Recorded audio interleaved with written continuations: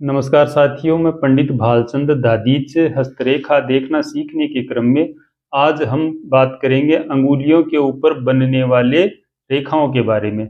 जिस प्रकार से हथेली में जो रेखाएं बनती है उनका फल होता है, उनके बारे में हम भविष्य के बारे में और वर्तमान स्थिति के बारे में कुछ पता लगा सकते हैं। उसी प्रकार से अंगुलियों के ऊपर जो रेखाएं बनती है उनका भी उतना ही महत्व है जितना हथेली के अंदर रेखाएं बनती है।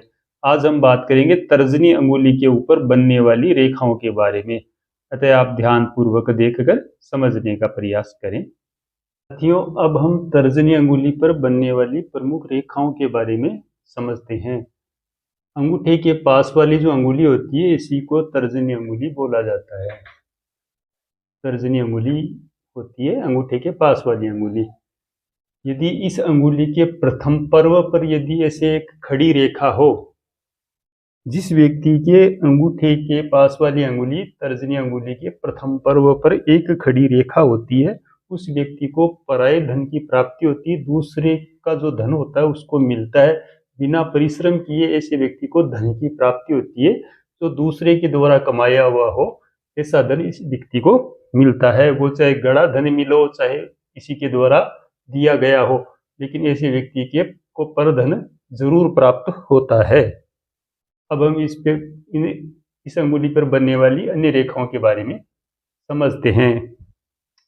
यदि इस प्रथम ओर पर एक से अधिक रेखाएं हो और आपस में मिली हुई हो, ये रेखाएं किसी रूप से आपस में मिली हुई हो, एक से अधिक रेखाएं हो, या फिर ये रेखाएं सीधी ना हो करके इस प्रकार से बनी हुई हो, घुमावदार बनी हुई हो, लहरदार रूप से बनी हुई हो, तो ये स्थिति जो जिस हाथ में होती है उस व्यक्ति की महत्वाकांक्षाएं होती है वो पूरे जीवन में पूरी नहीं होती। ऐसी व्यक्ति की जो इच्छाएं होती है वो अधूरी रह जाती है, वो पूरी नहीं हो पाती।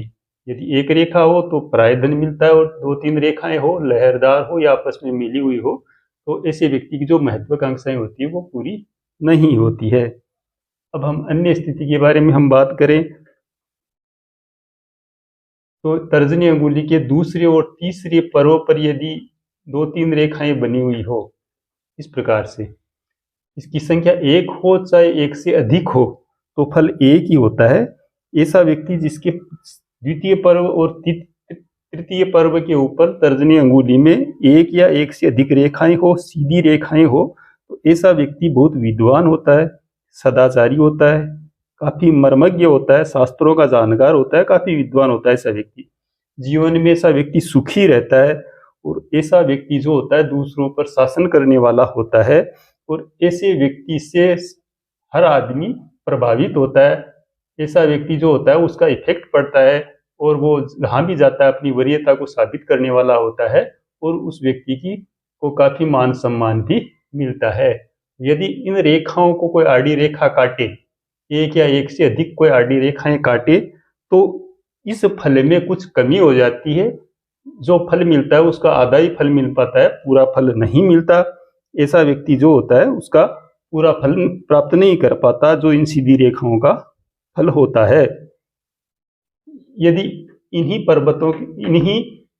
पर्वों के ऊपर यदि आड़ी रेखाएं हो, प्रकार से आड़ी रेखाएं हो, तो ये स्थिति ठीक नहीं होती है। जिस व्यक्ति के तर्जनी अंगुली पे आड़ी रेखाएं हो वह व्यक्ति दूसरों को पीड़ा देने वाला होता है। प्रत्येक व्यक्ति उससे दुखी होता है, और वो व्यक्ति होता है हमेशा दूसरों को पीड़ा देकर ही खुश होने वाला होता है। ये स्थिति यदि आड़ी रेखाएं बनती है तो ठीक स्थिति नहीं होती है अंगुलियों पर।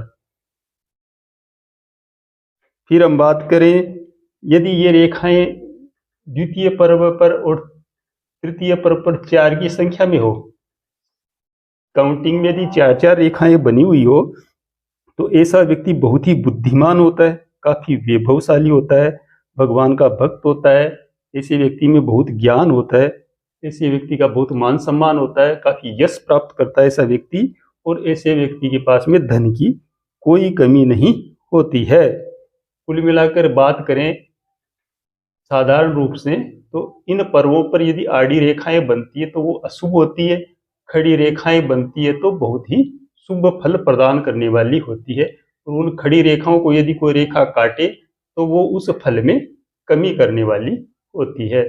साथियों, ये मैंने तर्जनी पर बनने वाली रेखाओं के बारे में बिल्कुल सिंपल तरीके से आपको समझाया है। अगले वीडियो में अन्य अंगुलियों पर और अंगूठे पर बनने वाली रेखाओं के बारे में हम बात करेंगे। नमस्कार।